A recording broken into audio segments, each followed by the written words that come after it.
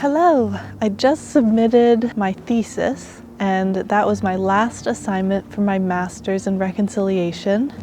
And so now I have lots of time to devote to doing this work. I'm excited to announce that I am going to start a new project where I'm going to explore my ancestors through art. And art can mean lots of different things. Of course, there is painting and crafting, but it can also include cooking, the creation of clothing, pretty much anything that I feel might have enriched people's lives. The first ancestor I'm going to explore is my great-grandma Huntley. She will be one of the few ancestors that I have met. She died when I was 6 years old, and when I was little, I thought that she was a superhero because she made these. They're called Pixie dolls, and my grandma made 700 of them for charity. I'm super excited about this project and what can unfold as a result of it. I feel like it's really important for me to learn about my own ancestors and pull from their wisdom. I'm so excited.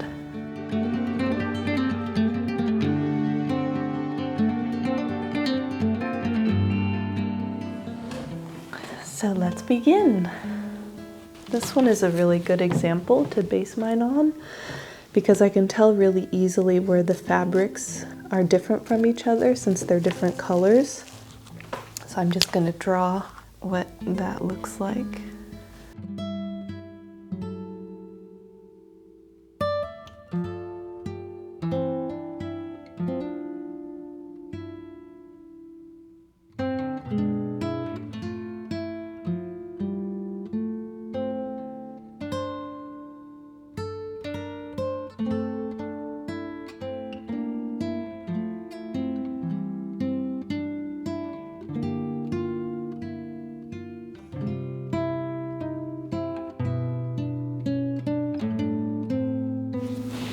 So I'm going to hand sew this little character, and I'm pretty sure my great-grandma machine sewed it, but I want to spend more time working on it.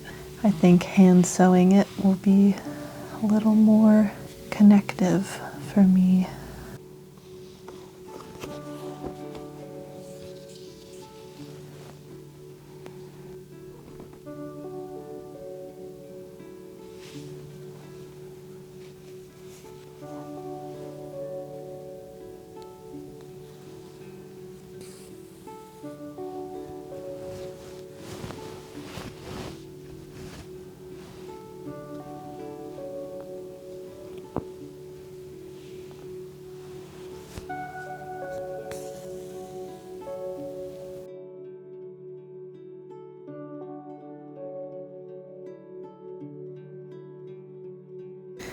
I chose my great-grandmother specifically for my first project because I think that my great-grandmother and I had a special connection.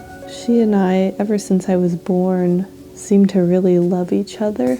And she had a lot of great-grandchildren while she was alive, but she planted a camellia bush in my honor when I was born.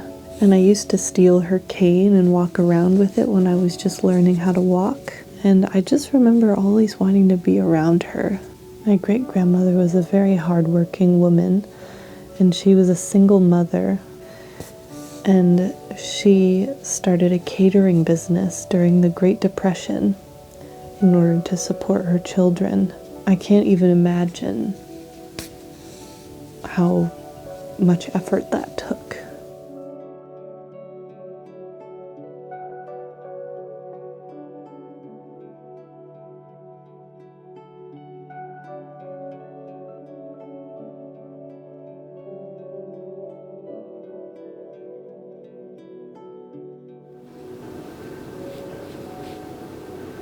I wonder how quickly my great-grandmother made these dolls. I bet that she sewed them with a machine because that's too many to do by hand. I wonder if she designed the pattern, or if she found some somewhere.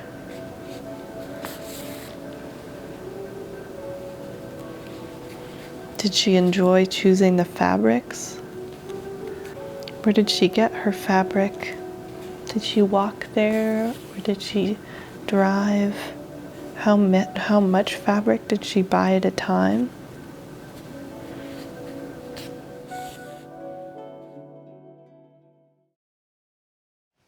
So now what I need to do is I need to put the wire on the inside of the body before I stuff it and before I attach the hands and the feet, just so that I can make sure I have access to everything. My great-grandma's second husband did this part, did the wire part, and would help her by making these wire structure parts. So now the mittens are attached, the mittens and the socks, and I can see this little pixie doll is coming to life. So now I'm gonna stuff it.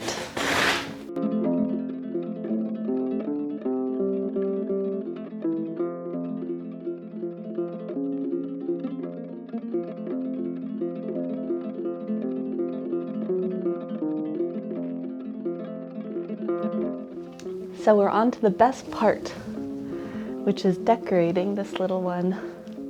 And looking at the examples, she would decorate around the head and around the wrists and ankles with some ribbon. And she would put a pom-pom on the top and on the chest. Oh, and also this little piece of fur right up here to represent hair.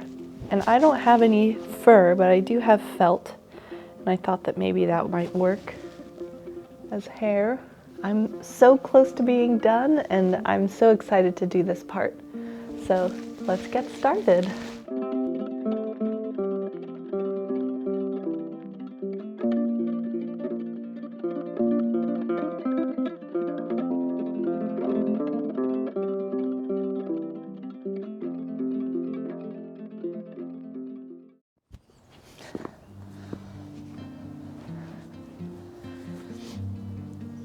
I finished the pixie doll. I've really appreciated being able to make this pixie doll over the last month. It's been nice to take the time to think about my great-grandma Huntley and about the world that she created for us. I really felt when I made this doll that there was so much love in each gesture, and I thought that this doll was so cute. There's something so wholesome about its little outfit and its little face, and I can just imagine that during the time that she was making these, imagine that they just like all had their own little personalities. I felt like I could appreciate how much she loved children and wanted to bring them joy. I also really reflected on her impact in my life.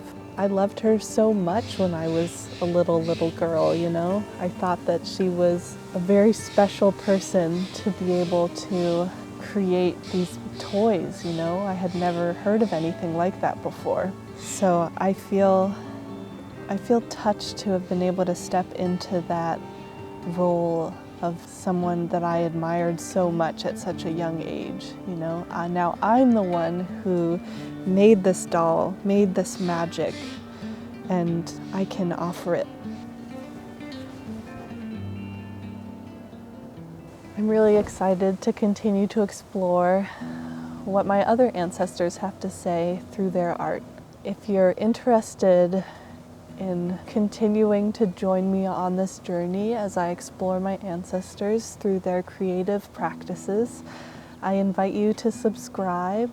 And if you would like to share with me any ways that your ancestors express themselves creatively, I would love to hear about it. So I look forward to continuing this journey with you next month, and I hope to see you there. Thank you for watching. Goodbye.